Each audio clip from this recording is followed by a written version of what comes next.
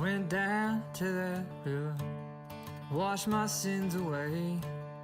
Praying, praying, praying, praying, praying for another day. I went down to that river, washed my sins for free. The devil's on the other bank, staring back at me. I'm a dead man walking. I'm a dead man walking. I'm a dead man.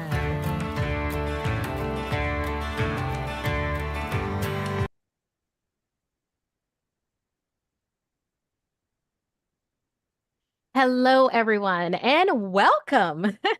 I'm Markia McCarty. I'm the community director for Hunters Entertainment. We are responsible for such games as Kids on Bikes, Kids on Brooms, Ragnarok, and of course, Alice is Missing. Welcome to this discussion with the innovators behind Alice is Missing and then also Alice is Missing digital game, which is what this AMA is going to be all about. Now, you at home are able to participate in this AMA from the platform that you're on. Our moderators are waiting for your questions. Please go ahead and fill up those chat windows. We want to be able to answer what you are most passionate about Alice is Missing and also Alice is Missing the digital game particularly. Now, I have an incredible panel with me today. I am actually going to let each of them introduce themselves. And I bet that they have this beautiful group mind going on that they'll even know what order to do it in. So please. Hi, I'm Jace. I'm the product and UX director for PixelTable and one of the founders, and the primary designer on the new digital edition. Oh, you are muted. Sorry about that. I'm Eddie, everybody. He, him pronouns. I am the lead engineer on the digital edition game and also a systems engineer for PixelTable and one of the founders. And a fun fact about myself, my very first experience with Alice is Missing, Spenser was my DM, so I got kind of I remember was a little spoiled, I think. And hi, I'm Spenser Starke. I'm the designer of Alice is Missing. I use he, him pronouns, and I am just honored to be here. It's been such a long road for I think all of us on this in a really fun way, and yeah, I'm just excited that that this is finally a thing that we're bringing into the world. So thank you all for being here. I really appreciate it. So for those that are tuning in with us right now or catching this on VOD or even podcasts later on, Spenser, can you please give us a quick rundown of what is Alice is Missing, the game? Yeah, of course. So Alice is Missing is a silent role-playing game about the disappearance of Alice Briarwood, the 16-year-old in the sleepy Northern California town called Silent Falls. And during the game, you'll be using text messages to discuss amongst yourselves about what happened to Alice. And ultimately, by the end, you'll discover the answer to the mystery together. Something in particular with this game, already it's got a beautiful premise and it has touched so many people over the years. But something in particular is that Alice is Missing ended up dropping around the same time that we all ended up going into lockdown with the pandemic. So that ended up hitting a lot of buttons for people. Spenser, it looks like you have something you want to say about that. Yeah, it was designed, but way before all of that. So it's so interesting that like when we hit the lockdown time, like we also dropped the Kickstarter, and it became this like it became very similar in a way to the experience that we were having in real life in a way I couldn't have predicted. But the idea that you're like alone, you're on your phone, you aren't actually, I mean, during the game, for those who haven't played, like one of the rules is you're not meeting up with other people. You are isolated. And so to have that kind of reflected in reality was a really interesting and I think it in some ways the game itself reflecting life is one of those like accidents that you couldn't have counted on. But I think it for me the games that I played almost had more of an impact after that because it felt like I was in the space that the game was representing. So anyway, yeah, just a crazy turn of events that occurred as the game dropped. Absolutely. It definitely struck a chord with everybody, myself included. I'm guessing that our two innovators and engineers here, Jason and Eddie, that it definitely struck a chord with you. Can you tell me one Alice is Missing memory that you have with you? Jason, you want to go first? Yeah. Well, like Eddie was saying, my first experience with this game was with Spencer. So we were kind of, he was holding our hand the whole time. So like getting us prepared. But I think that the most memorable thing about that game was how impactful it was for me emotionally and how long that stayed. I think that's what I remember the most about that game. It was days of sort of unpacking what we experienced, trying to understand the dynamics of the conversations, and it meant a lot to me, and that's kind of the thing that I remember the most about that game. Yeah, and just to kind of buttress that a little bit, like it's for me, the game is always super intense. So there's, that debrief time at the end of the game, which I hadn't experienced before Alice in any other games, was really, I think it was really impactful for me when we actually played for the first time and then throughout. I think my most memorable time though for playing just in general is probably when I was able to play with the closed alpha players. Like I wasn't actually supposed to be playing with them. They were supposed to kind of do their own thing. And they had a question about something in the game and I happened to just jump in and then kind of got stuck playing there. But it was a really, really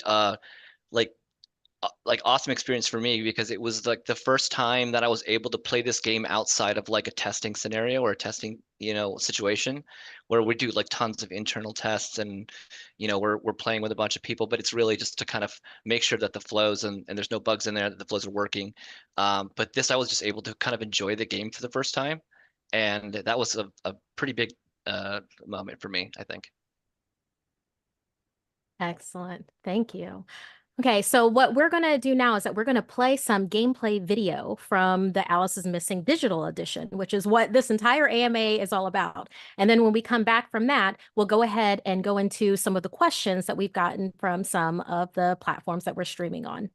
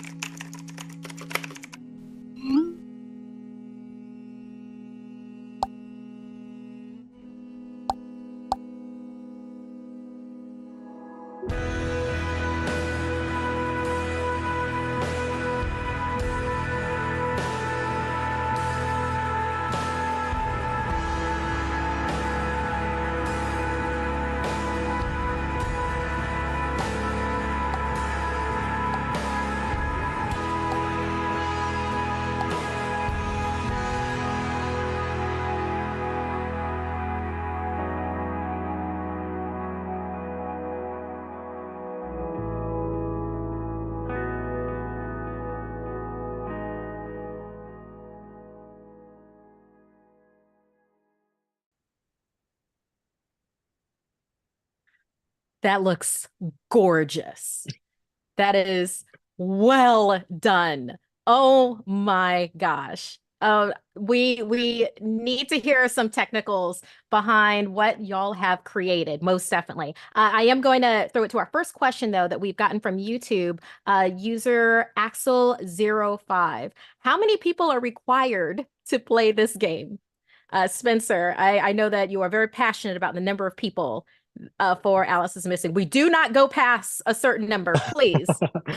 Yeah, I mean the game is 3 to 5, and I think that the magic of having three players is that you get these conversations where one person is not involved sometimes, right? We like sideline off on two people talking and two people talking, get this nice triangle thing going on. And then 5 is the max that we run with Alice because honestly, in playtesting, we tried higher and lower numbers than 3 to 5, and what we found was that 6 it got too chaotic. You weren't able to keep track of everything as easily, and people's messages were getting overrun, and so I put a pretty hard cap on it at 5.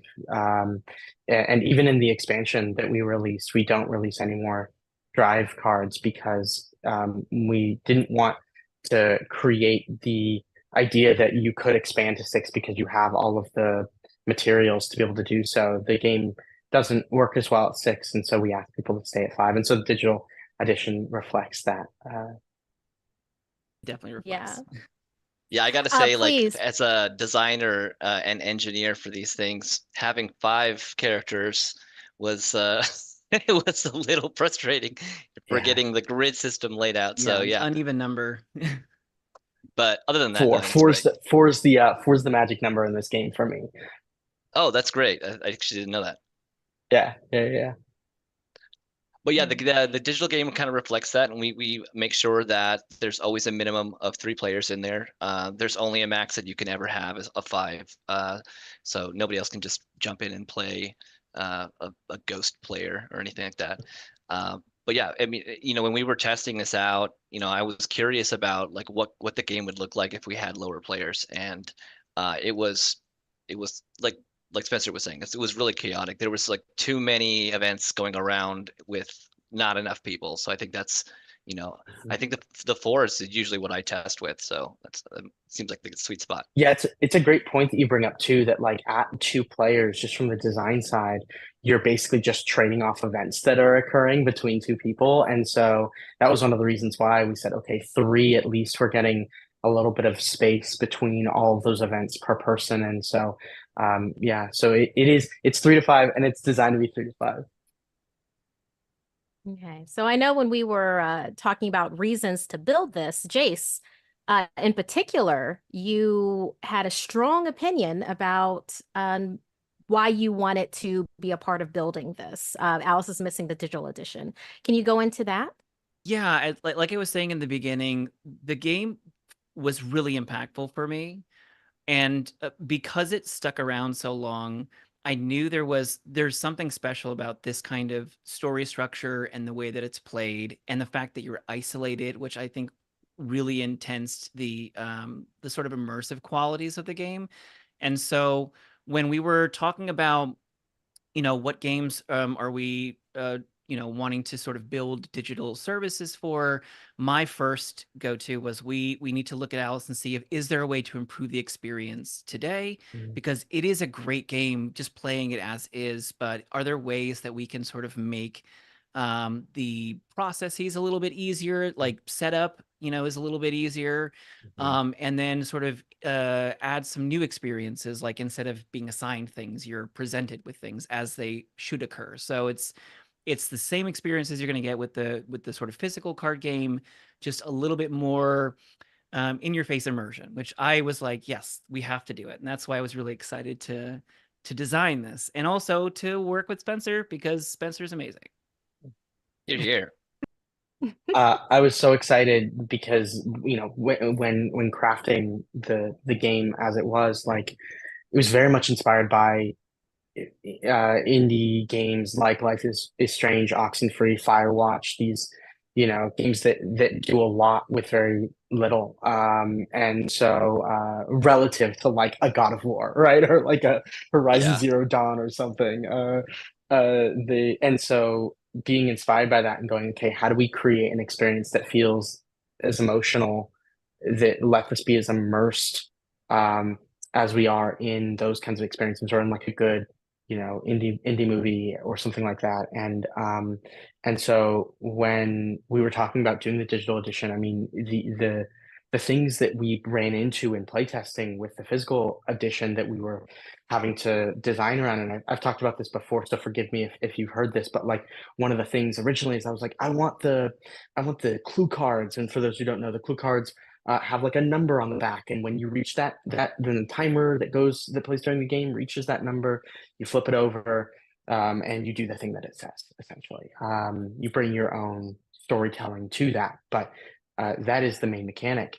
And I was like, I want those cards to blend in. I don't want anybody to be worrying about them. I only want them to intrude in the time that they should. And then we play tested it, and I made the cards like a nice, soft, sort of tan color that just blended into the table a little bit, and nobody flipped their cards over. Nobody did the mechanics that drive the game because everybody was immersed in their phone, which is great, but nobody remembered to do the thing on the cards. And so I had to remind everybody. And so then we changed the card to be like this bright blue that had these spikes that pointed towards the number because we needed people to remember, like, hey, when it hits that number, you got to flip it over. I think the number is now red, right? Like it's specifically designed to be like, you remember that I'm here. And still one of the facilitator things is like, make sure people flip over their card because they're going to get lost in their text messages.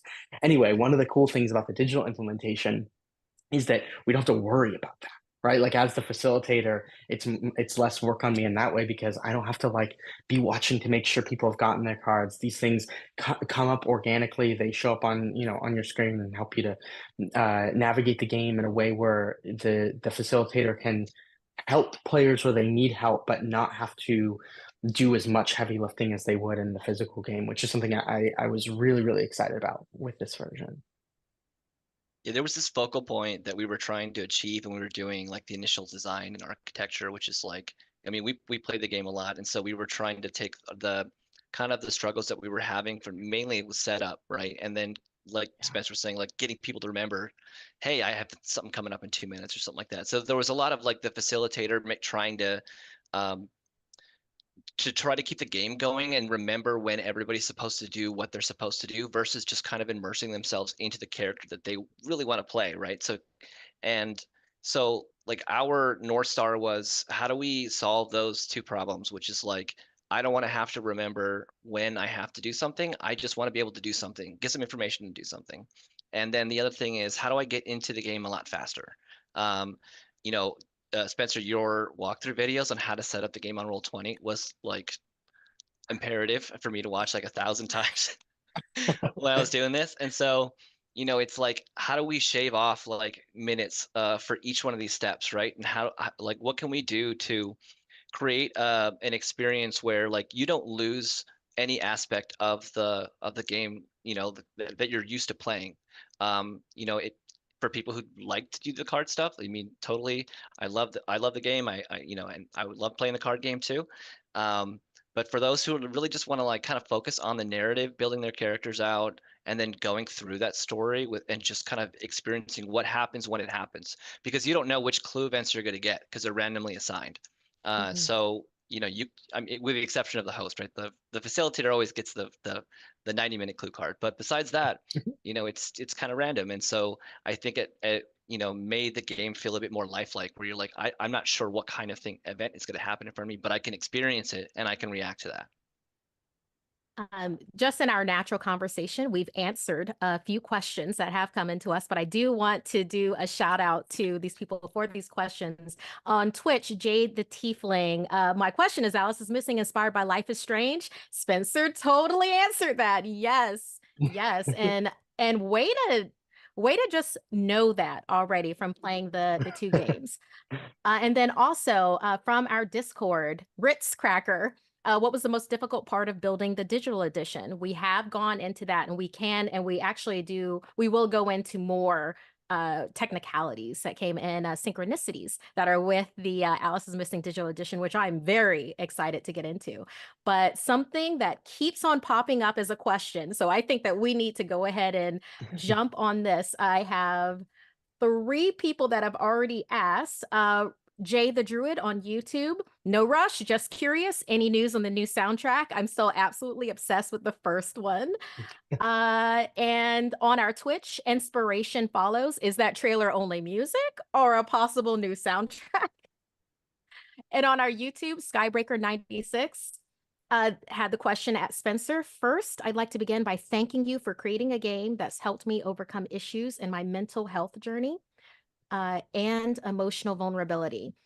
I love the soundtrack of this game. What was your process for curating this soundtrack? So I totally can answer the soundtrack question. So the soundtrack is one of the most challenging parts of designing this game because it is such an integral part of the experience. And I think that if it sits, the whole point of music, especially in like the place that we see it combined with fiction the most is probably in films, and the best soundtracks sit in the background and only present themselves, when they need to. Otherwise, you're just feeling a way. You're not necessarily like perceiving that it's the music that's doing that. But if you've ever watched a movie that like a movie sans soundtrack, right? Like it's supposed to have a soundtrack and it doesn't. You can see just how much that music brings to the game. And so the taking the time to make sure we have the right music right music pieces that have been curated, and ensuring that we are going about that correctly is the number one goal. So as far as the process, the first time it was playing the game over and over and over, uh, and ensuring that the pieces of music that we had swelled at the right places and dipped at the right places. And it was all licensed music. So nothing was originally scored for the game, which meant I had to find these pieces that spoke to the feeling, and then also arrange them in a way so that they hit in the right spots. The most obvious example for me is like when I first was designing the soundtrack, I wrongly placed the climax of those songs um, at the like time at the time codes where the cards were flipped, like 60, 45, 30, and that was incorrect. And so I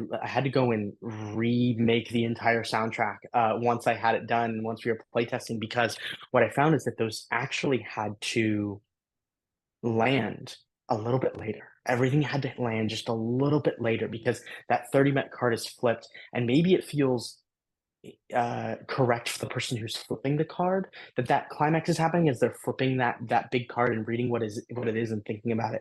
But for the rest of the players, they there's a big climactic moment happening with the music, and that information has not been conveyed yet. So it really needs to hit more around, like, if it's 30 minute card, it needs to hit around 25, right?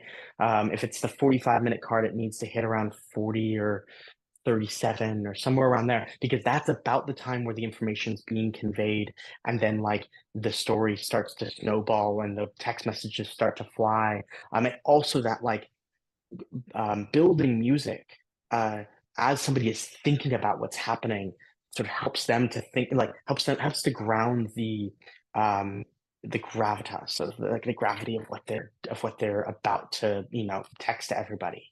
And so all of that combines to say, like, that is such a key part that it takes a lot of time and a lot of playing and a lot of tweaking in order to get it right. Nice. Well, that is going to lead us right into Eddie. I want to direct this question to you because the synchronicity that has to happen with the digital edition for having the soundtrack, for having the clues, for having everything that we saw in the gameplay video happening. Can you talk about the technical development behind Alice is Missing, the digital edition in particular, some unique features that it has that sets it apart from the physical version? Yeah, sure. So kind of like you were mentioning, like synchronicity. So one of the things that we saw was that even that if people were playing on, Roll20 or Discord, there was still like some additional, third party thing that they had to go to. Usually it's the YouTube soundtrack page, to be able to synchronize manually like the audio and the game timer. And so the first thing that we wanted to do is, like, we want to eliminate that. We want everything to be synced into the system so that the soundtrack is tied to the timer itself, and the timer can be paused if need be, because you can pause in the middle of a game in case somebody needs to take a break, because sometimes intense topics are talked about. And so that's something that we wanted to make sure it was integrated into the system, and so that you could just kind of pick up where you left off, and you don't have to worry about trying to say, okay, 3, 2, 1, let's go. So, that was really important, as well as getting the clue events kind of synced into the exact times that we want to show people, like, here, hey, there's something that happened. Like, how do you want to respond to it based upon this scenario, right? And then give them the opportunity to kind of build that within the narrative. In the beginning, we kind of like locked it in to those events, right? We're like, okay, well, we want them to be able to respond to this. And so when the clue events popped, and I don't know if some of the alpha testers are in the chat right now, but they'll probably remember this, where we kind of forced you to make some type of action, and to message the group on like what happened, and we would kind of give additional context and stuff like that. And we got a lot of feedback from people saying like, I want to be able to kind of take my time and read things and react to the kind of the messages that are going on right now. So we were trying to kind of listen to that, and we ended up unlocking that. But in terms of like the difficulties for like designing the game itself, I think trying to get the um, like the vibe of the game, with along with us trying to put our own little kind of like pixel table spin to it, right? Like the graphics for the avatars that we created are definitely in the same style as the original game. We wanted to make sure that stayed, but we also wanted to kind of put our flair on it too. So I think doing that was, making sure that we can balance that out, and keep the kind of the same feel and like an ease of use to be able to just jump in and play the game. That's kind of the most difficult thing that I think we were, and we're still going through, right? It's a trial and error type thing. Nice. Okay. So with this, Chase, I kind of want to throw this into your court. And then also people that are submitting questions, we have your time steps and I see your questions. I'm just working them organically into our conversations. They will be answered. So, Chase, will the digital edition allow you to mix and match Silent Falls expansion and the normal game's characters? And can you talk about the process with that? This is WC Plays off of our Twitch who asked this question. And for those that aren't familiar with Alice is Missing, there is an expansion that you can back. In fact, you can go on Kickstarter and the such. Or I'm actually go to huntersentertainment.com and then go to Alice is Missing on there, and you can find that in Silent Falls expansion. So, Jace. Yes. So Yes. the characters for the original storyline and Silent Falls for the first iteration of the digital edition are just set. They're set as Silent Falls characters, and I believe one of the characters from the original storyline is included. And then the original storyline has the 5 original characters. We have plans in the future to unlock the ability to sort of move characters around, but also customize some characters, so that you can create your own sort of, I don't know, person that exists within this world that you can play. At the moment, I know we're probably going to get into sort of features later, but at the moment, you can select characters like Dakota or Julia and then add your own character art so that you can sort of customize it that way. But we want to expand that for the future. So to long answer shorted, I guess, the characters in Silent Falls are sort of set for the moment, but we plan to open that up for future iterations. Yeah, just to expand on that a little bit, the way that we're planning on launching iteration 1 of Silent Falls is, if the cards or if the game guide says like this character is recommended to be replaced by this character, right? We're generally just kind of swapping those for now so we can get that game out and get you playing. We have a pretty big, like Jay said, like custom character builder, custom builder for these scenarios where you'll be able to kind of pick and choose which cards that you want to have access to. Kind of similar to, I'm not, if people in the chat have already played the game, it's very similar to like where, before you start the game right now, you could toggle off the card where Alice passes away. And so it's going to be kind of something similar to that, where you can kind of toggle on and off the different cards that you want to have access to in that game. And so that we can get as close as possible to the game guide and the rule sets for Silent Falls, the card game. Yeah, and I think any customization that we do for sort of future iterations, we want to be really careful that we're staying true to the game storyline and the way that it's meant to be played and experienced. So it's it's a long road to make sure that we're making sure that all this is good and it's correct and it feels great. But I think we hear the community. We actually have seen a few playthroughs where people are already uploading their own avatars and trying to do some custom stuff too. So we hear that as well. So we want to get a good medium between the two. So, Eddie, I'm gonna toss this over to you. This is Jade the Dragon on YouTube. Will the digital edition continue to be supported for a while after its release? Since I mostly play online, the new digital edition looks so good. Well, thank you. And yeah, we plan on supporting it for as long as we possibly can. The only thing that might change is we may add additional platform support later on, but you won't have to worry about not having access to it. If everything goes good, we'll be here for a long, long time. Okay. Can we talk about a couple of other features while we have some more questions curated in? For instance, I'm very interested in the real-time stream overlay. So if Yeah. someone can, yes. So yeah, I could take that. So we know that people want to stream this game, and I have watched plenty of Let's Plays, even with Spencer and with Becca and everybody to do, they want to stream the game, but there's not like a super great way to do it right now where, it keeps the context because there's so many different conversations that are kind of getting thrown around. And you want to make sure that, the people who are watching your stream have context about like what's going on, right? So we made a stream overlay page. So if you're the host, there's a little new icon in the toolbar. It looks like a TV. If you click that, and it'll open a new page. But basically, it's you can use that as the browser source for Streamlabs or OBS.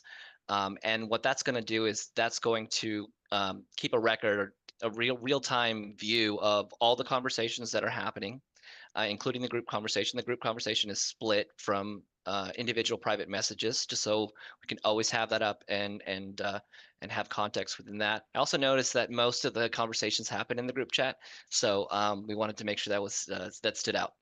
But also like the current event cards that are flipping, the clue cards that are flipping, current suspects, if there are any collaborators that show up possibly at the end, then we want to make sure that those cards are shown and those suspects and locations are shown.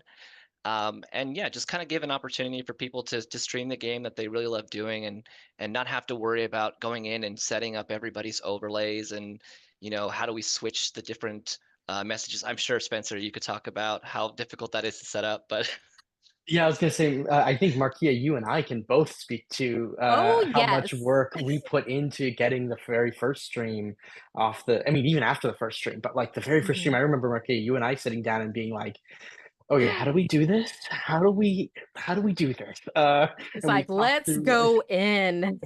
So like we figured out, okay, if we are using Google Meet and we're sharing screens to one person, and then that person is pulling down all that. Like it was an absolute like powerhouse team that came in Yes. to like make all of that happen between all of the tech people that we had on board. So to be able to just have it all in one place now and have it be easily done is truly incredible.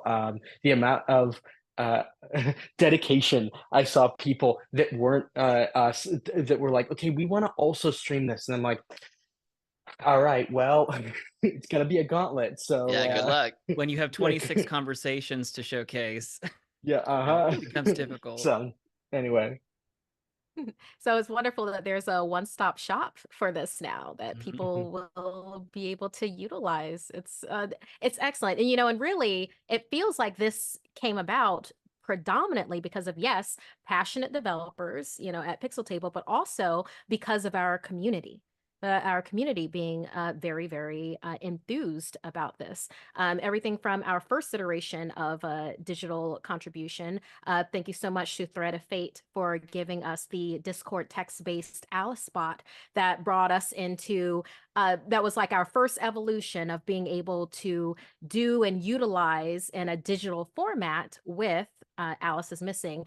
And, going off of that, and then we have Roll20, we have VTT, now we have PixelTable with everything. Let's talk about the community's feedback. Like, how has the community's feedback influenced the development of Alice is Missing Digital Edition? And in particular, how can they contribute to future development of this digital edition?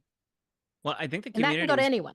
Yeah, I can take this one. I think the community's been pretty invaluable. We've been discussing different features and trying to include especially the Hunters Discord community as much as possible within the alpha testings and even the 2 beta rounds that we went through. And even the streaming page that we were just talking about, I was sort of like posting different screenshots and discussing, how can we make this better so we can make sure that people who are going to use this like have input and we're making it for them essentially. So being on the Hunters Discord has been incredibly invaluable to get everyone's feedback, and I think um, continuing to do that to provide feedback and suggestions within that Discord is great. And also we have a suggestion forum that you can always go to and say, hey, here's all my experiences with the game, but here's some suggestions and things that I want to see for future iterations and future features that we could be rolling out pretty soon. Yeah, I can't underscore enough how important the feedback that we got, and we still continue to get. Somebody hit me up last night, said, "Hey, look at the streaming page," and then I had to go fix something in there last night. So, thank you to you if you're out there watching. And but no, it's in all seriousness, like there, I wouldn't have been able to find half of the issues that we needed to find in the beginning, and getting the feedback from the players, it is directly correlates to features. Like our roadmap is almost so in terms of feature sets, like bug fixes, we're going to go ahead and do on our internally. But like in terms of feature sets, like our roadmap is set based upon the community feedback and like what they want and how priority is it for them. And then we try to move that around as that kind of changes. But yeah, like number one thing you can do is tell us what you want because we'll build it. One of the things that's really interesting about Alice in particular in beta testing, at least for me, and I don't know how all you have fared, but like in the very beginning, just trying to get the mechanics of the game as a tabletop game correct, I had to play the game like 60, 70 times. And because it's a very like emotionally charged game, the toll that took was pretty immense. It wasn't easy running that many games of this game in particular, and so uh, to have a community there that can be like, well, if we have 100 people running a game each, uh, that makes and then giving feedback. Not only does like the perspective of those people differ, and we're able to get all sort of corners of those perspectives in place, but also just the sheer number of playtests is much more doable with a community who is engaged. So thank you to everybody who has done that and will continue to do that. It's so valuable. 100%. We have a couple of other questions specifically relating to the digital edition and how it is with Roll20 or VTT. So from Malians on our Twitch, for backers who support the physical and digital, will there be a change from Roll20 or VTT to PixelTable? I believe that PixelTable is another option for everyone. So there are some players that enjoy predominantly housing and living on Roll20. So guess what? There's a digital version there, and we have you. So yes, please play there. There are others that are not Roll20 that are VTT. We have you. And now there is this new opportunity that you can have to do with PixelTable. So thank you very much for your question. And then also Inspiration Follows has another one from our Twitch. Speaking of VTTs, will the aesthetics of the PixelTable version be translated over to Alchemy, or will there be different art assets? To the VTT? I'm not sure. We actually haven't talked to Alchemy yet about this. I would love to talk to them to see like what kind of opportunities we could have to connect these two systems together. But so far, we really haven't talked to Alchemy or any other VTT provider. I think mainly just because we were trying to make this more of like a kind of a standalone game, less of like a VTT platform and more of just like this is very specific to these mechanics and this and else is missing. And so if you would like to have just kind of like a visual experience, then this is kind of the platform you would go in. But like I said, I'd be totally open to talk to Yeah, them. let them know, bug them. Yeah, tell them. And Get those them from on. our We can get them on community. stream, right? We can Yeah, get them on let's stream right do now. it. Let's get them Bring on 'em up. stream. get Let's them do in this right right now. now. Yeah, I'm just kidding. They're awesome. They're awesome people. They would totally I jump love, in on I this love them. stream. Yeah. Yeah. I just want to do a quick shout out. The artist for the characters for the digital edition is Luis Espinoza. Amazing artist. I'm sure we can send out his Instagram so everyone can take a look. But just totally nailed it. Like just nailed it, and it was exactly what we wanted. So I just wanted to do that little shout out. I love how it matches the vibe, but creates, and you already said this, so just reinforcing what you said, but like it matches the vibe, but creates its own thing too. Like Mhm. it captures the feeling of the game so well, and yet makes it stand apart from the tabletop game in a way that's really fun. It feels like it elevates it one more step, Yeah. which is so cool to see. And yeah, so thank you. That's great to Well, hear. thank Yeah, you I for mean, saying that. Yeah. yeah, when we were doing the discussions around how this art was going to get produced, um, there was a lot of talk about theme and feeling and emotion, and obviously making sure that the character art is diverse so that people see themselves in this game. We are going to be doing more sort of default character art that's going to include like disability inclusion, and so we just want to make sure that people, when they play this, they see themselves in it, and if they want, they can, you know, even upload their own stuff if they want to do a little bit of custom stuff. But I really want people to experience what I experienced when I played this game first. And so it was really important for me to sort of get the vibe right. It wasn't going to be exact to the art that already existed for the game, because there was another amazing artist that we just didn't have access to, but Yeah. we got as close as we could, and I think Luis nailed it. I think he did a great job. Absolutely. So this is a question, a unique question from our Twitch, Face the Raven. And I believe this is more of a Spencer question, but this is open to everybody. Hi. How would how would you recommend to pull in players that aren't really that involved in the game to make them feel more included? Yeah, so this is something that that we have to navigate in the TTRPG space, no matter what game we're playing, right? Which is like there are going to be some players that are really involved, and some players that are a little more quiet. I think this question requires, unfortunately, nuance to understand what it is about the player that's causing them to not engage. I think that the main thing that I try and remind my players when we're sitting down to play Alice is that you get out of the game what you put into the game. So if you put in stuff that from your own life that can be, if you're touching on things that are like impactful to you, if you're bringing that to the system, to the character that you're playing, then you're going to get a more personal story out of that. If you distance yourself from your character a little more, you can keep that emotional space a little further away. And so depending on how comfortable you feel and how much you want to confront the things that are difficult for you. I mean, the game, I've talked about this numerous times, so forgive me, but like the game came from a really personal place, right? Like it came out of grief. It was designed for me to find a way for me to engage emotionally again with myself after like a big tragedy. And so so yeah, I try and remind people like you'll get out of it what you put into it. If you don't put that much into it, you can keep it at arm's length. But if you want to engage, you gotta bring yourself to it. You gotta bring an emotional vulnerability, and a willingness to play, a willingness to dive in and tell a story with your friends.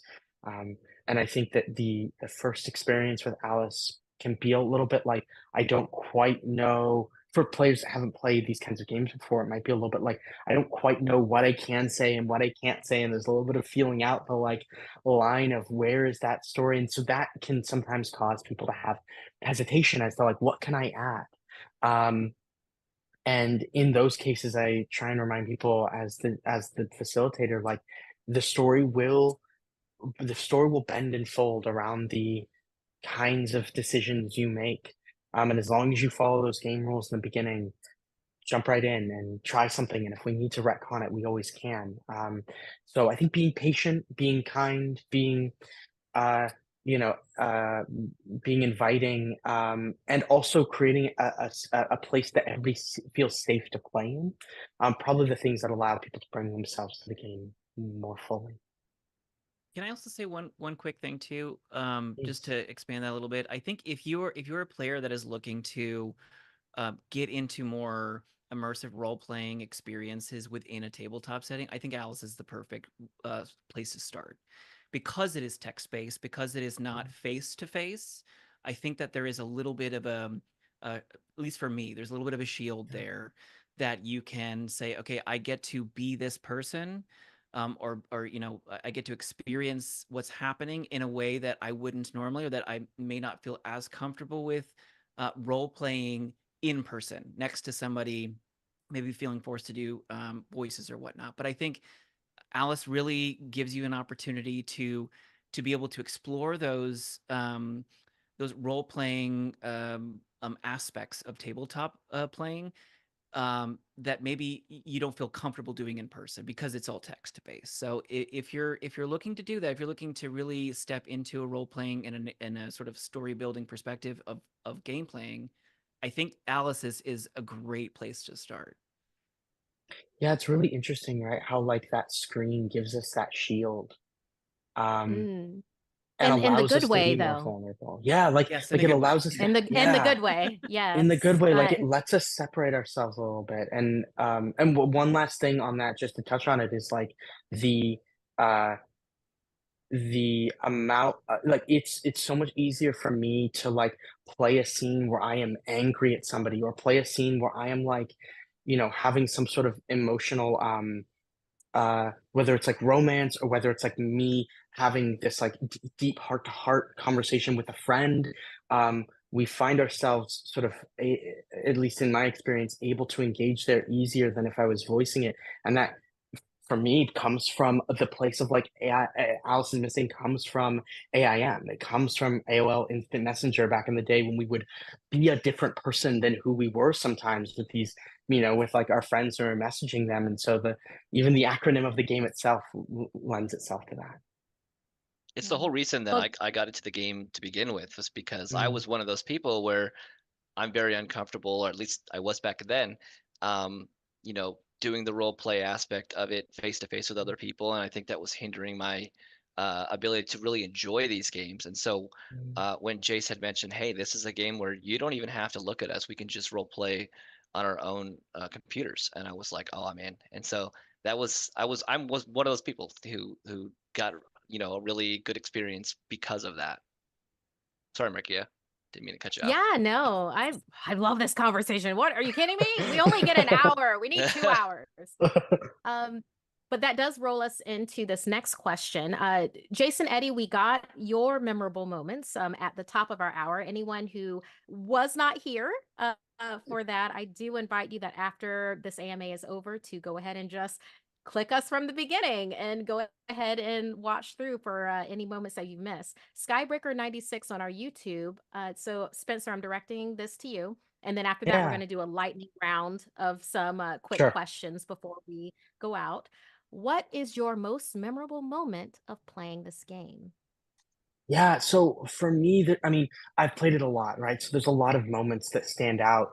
Um, but uh, there are there's one moment that I was playing a very early version of this game, at Big Bad Con. Uh, God, I don't know how many years ago at this point, but we were in a room and we started playing at like 8 p.m. with a group of people who didn't really know each other, but we're all at the con together. And for those who know Big Bad Con, it's a story games con. So like we were all kind of in the same space, and we played from 8 until midnight, and then we debriefed from midnight until like 6 in the morning. Um, Wow.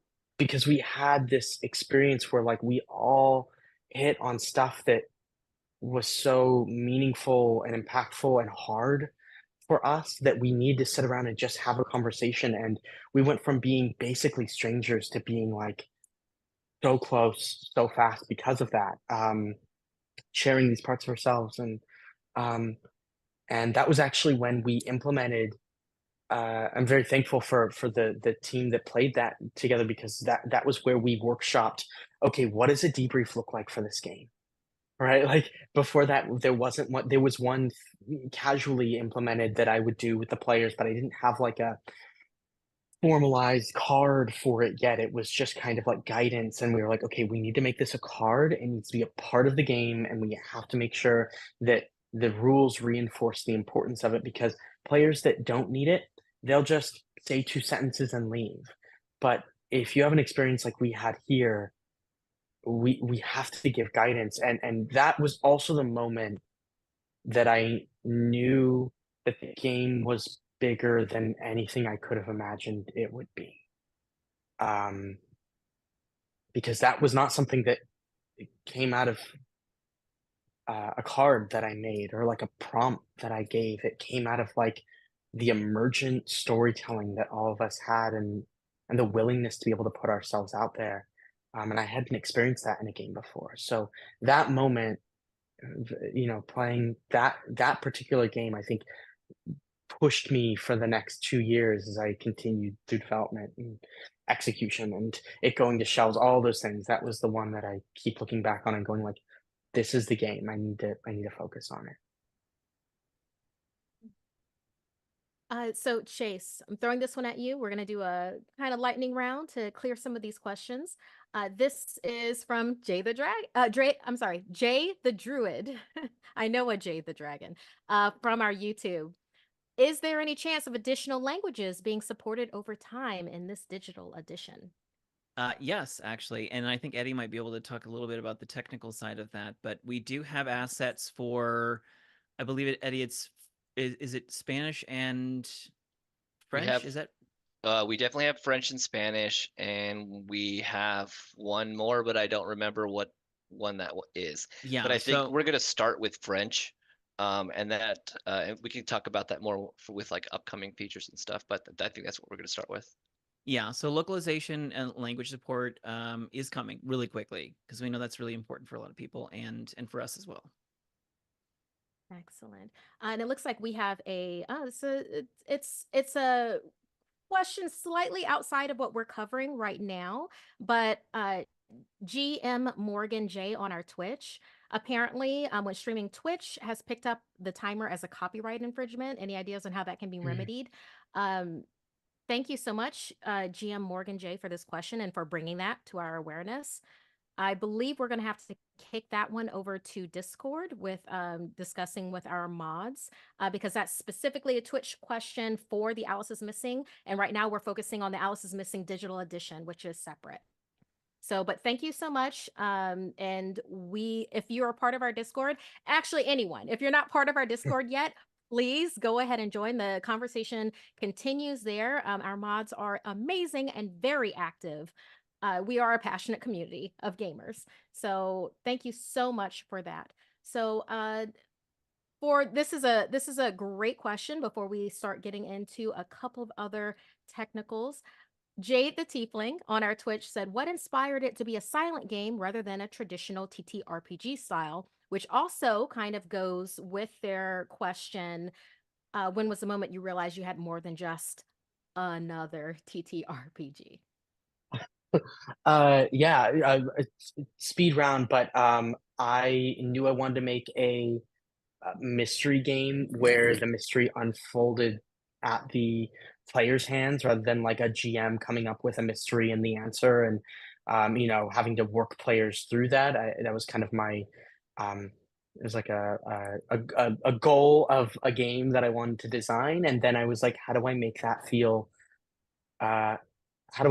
more like impactful? Like, how do I make it harder on myself was kind of the question, in a way of like, how do I create restrictions that make this to elevate this even further, and taking away speaking, or taking away like face-to-face speaking was the first thing I tried with that, and then I was like, it's text messages. Like we're sending text messages, and that sort of evolved into being what it was. Where that it was that instant messenger kind of feel.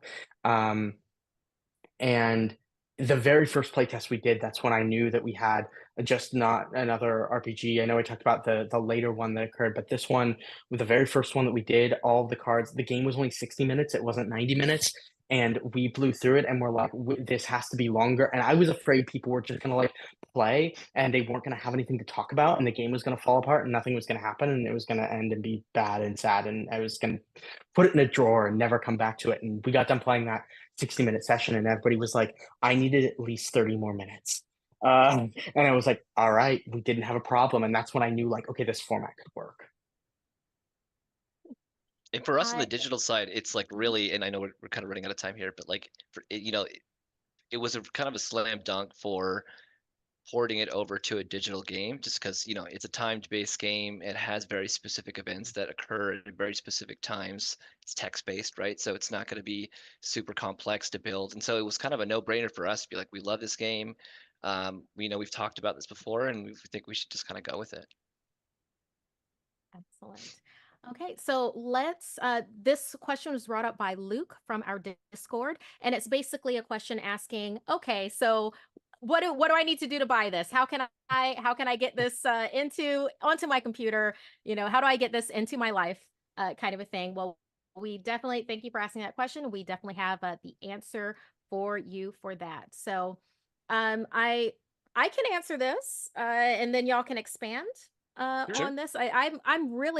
I love how you made this such an accessible price point, keeping in mind that this is an option, a digital option for everyone out there. Obviously, a lot of passion and development went behind this. And like with anything that exists in the TTRPG world and should exist in other communities as well, we pay people what they are worth because we all have to eat. We are all human. And as much as passionate as we are about this, we also have to feed our meat sacks. That's just and house them somewhere. So that's just something that has to be done. So with the accessible price point for Alice's Missing Digital Edition, if you want the original storyline, it is $14.99. And please correct me on anything if I get this wrong. If you already own Alice is Missing, it is going to be $9.99 to have the Alice is Missing Digital Edition. Or let's say that you don't own anything. You can do $21.99 for Alice is Missing, and then also for pre-ordering Alice is Missing Silent Falls, the expansion. And then something additional that PixelTable has done for our Alice is Missing Silent Falls backers, they have sent out a 15% off code that has already been sent to you. If you don't see your code, you're like, oh, I don't know. Spam has eaten it. So you need to just go ahead into your spam folder. Either that or look at your promotions folder because that likes to eat things as well. And look for this email from PixelTable. But that will knock that down to $8.50 for our Silent Falls backers. I mean, gaming is for everyone. Is there anything that you want to expand on that with our price points? Yeah, just Yeah, to clarify, go do ahead. you want to do it, Eddie? Oh yeah, sure. So we basically were when we were talking about price points, we wanted to make sure, or we wanted to kind of do it with the understanding of people have purchased this game in multiple mediums already, and also there was a lot of backers who were used to the digital version, and we wanted to kind of make sure that the people who are the most diehard fans who've been with us from the beginning and keep going, that they get an opportunity to play the game for free. And so that's why we had sent out, I think it was something like 5,600 free game codes to the original Kickstarter backers. And then, yeah, we're for anybody who's doing Silent Falls, we're trying to give a little bit of a discount so that it's not too much in your wallet. So, if you're buying just the expansion for Silent Falls and you did get this discount, it's about $8.50. So we're hoping that it's a good price point. That's awesome. Okay. That's huge. That is excellent. Okay, so I'm going to speed round these last two questions, and then we're going to have to wrap this up because we only have an hour this time. People are busy. They're busy creating and busy getting these games and everything to you. Malians, thank you so much for an additional question from our Twitch. If I want to facilitate a session, does every player need to have the Alice is Missing digital version? No, one needs to have it.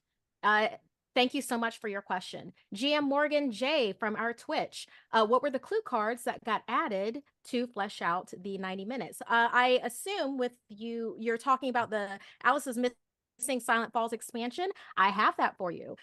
There are 38 new cards in total. That's 4 new playable characters, 2 new relationship cards with a total of 12 new prompts, 3 new suspects, 3 new locations, 4 new searching cards, and 22 new clue cards. So, and obviously, please, you can go to huntersentertainment.com, look at Alice is Missing, and we have so much information for you there. However, if you want to pick up Alice is Missing digital edition, just head over to play.pixeltable.net/Alice is Missing. And in between those are hypersands. Alice hypersand is hypersand missing. You can sign in there. You can choose from the original storyline, the Silent Falls expansion, or you can grab the bundle if you want everything. So yes, you can pre-order Alice is Missing Silent Falls expansion with this. That is an option for you. Everyone, thank you so much for joining us with this AMA. Obviously, there are more questions to be had. Please join our Discord. We would love to have you there for Hunters Entertainment. Jace, Eddie, and Spencer, if you want to throw out any socials, this is definitely the time to do it. And I will throw them out myself, and then we'll go ahead and wrap this with a nice, pretty bow. You want to go first, Spencer? Sure, yeah, you can find me at Spenser Starke on Twitter and Instagram. Then thank you all so much for being here. It means the world to me. Yeah, we have just if you go to @PixelTable for both Twitch and for X, we just started those accounts, and we're also going to be doing some like live dev videos. So when we do some feature sets for building, expanding the Alice is Missing platform, we want to start doing like live sessions for dev time for that. So definitely check in for that. Yep. And just to let everyone know that the Silent Falls expansion will be available on May 1st. So if you pre-order it today, you just gotta wait 2 weeks and it'll be available. You can also go to pixeltable.net/Alice as well if you want to purchase the game. Excellent. And I've been Markia McCarty. I am the community director for Hunters Entertainment. Thank you so much, everyone, for your questions from each of our different platforms. Thank you so much for our panel for just knocking it out of the park with us. I feel like I personally need to run another game of Alice is Missing because it's been a while. Let's do It's it been a little bit. I I'm have down. to. Stream, Anytime. off stream, we'll jump in. Yeah. Yes, let's do it. Love it. Okay. Thank you, everyone, once again. And remember to continue, please, playing great games with great people.